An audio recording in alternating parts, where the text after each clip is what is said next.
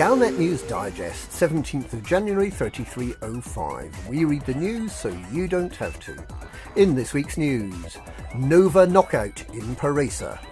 A Miner Inconvenience. Intellectual piracy gets OK from IHO. Turbulence hits Galaxy. A small departure. Nova knockout in Paresa. Nova Imperium has been resoundingly defeated in Paresa by forces loyal to Emperor Paresa Lavigne Duval. Senator Denton Petraeus reported that virtually the entire organisation had been wiped out. He emphasised that the Empire will not tolerate insurrection. It's not clear at this stage what's become of the Imperator or of the young pretender Hadrian Duval, but it seems unlikely that either of them will be troubling the Emperor again, for a very long time. A Miner Inconvenience. Plans to build a new Orbis starport to be located close to the centre of the galaxy suffered an equipment supply problem this week. Many of the Distant Worlds 2 expedition members have been arriving at the Omega mining operation base in Omega Sector VE-Q B5-15 over the past few days. Having taken a look in the outfitting department at the E-grade mining equipment on offer at the so-called mining base, many of them turned around and started heading back to Shinrarta Desra to get some proper equipment. Some of them had got halfway back when the message came through that a complete set of mining equipment would be in stock at the Omega mining base by Thursday, and so it turned out.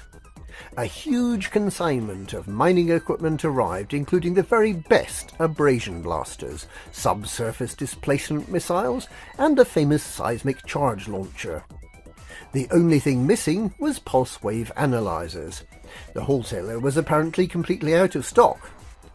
Despite this minor inconvenience, the mining effort is now well underway, and there's every confidence that the new supermassive visitor centre at the centre of the galaxy will be opened on time by a suitable dignitary, perhaps Commander Zulu Romeo, the first commander to return safely, with news of Sagittarius A star. In related news, some reports say that as many as 300 Distant Worlds 2 ships were destroyed at the View in HR 6164, an unexpectedly high G planet. Intellectual piracy gets OK from IHO. The Interstellar Health Organization has approved Vitadine wonder drug Nanomeds, despite an admission that the drug is a direct copy from the intellectual property of Simguru Pranav Antal of Utopia. The reasoning is that the medicine was copied from drugs aboard a crashed Utopian medical transport, which were declared legal salvage. The only stipulation from the IHO is that the drugs must be distributed by an established pharmaceutical company, not Vitadine. At this stage, it's unclear whether Vitadine will work with the federal Vandermeer Corporation or the Alliance and Independent Neosalve Incorporated. Pranav Antal has so far failed to make any comment, but his aides are reported to be keeping well back. Turbulence hits Galaxy.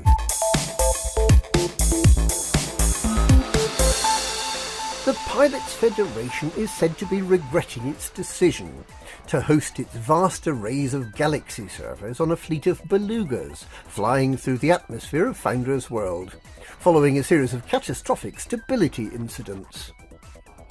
The servers were fitted in the belugas to avoid paying taxes. The Pilots Federation has had exclusive access to atmospheric flight for several years, making the planetary atmosphere one of the safest places to keep the servers. However, the Pilots Federation did not take account of storms in the Founder's World atmosphere, and the extreme turbulence the fleet of belugas would experience as a result.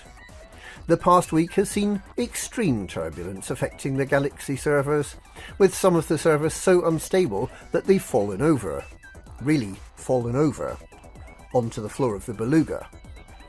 Commander Dav Stott is reported to be running round trying to tie the servers together with bits of bungee cord to keep them upright. He's tripped over the power cord twice today, resulting in additional downtime. Normal service will be resumed as soon as possible, but maybe a bit intermittent. For a while. Possibly. A small departure.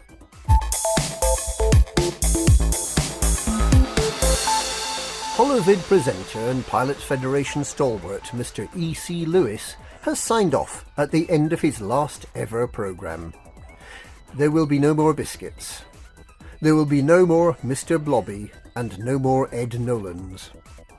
Ed's 38 will become not Ed's 37. The average height of attendees at LaveCon will be just that little bit taller. All the best ones were here.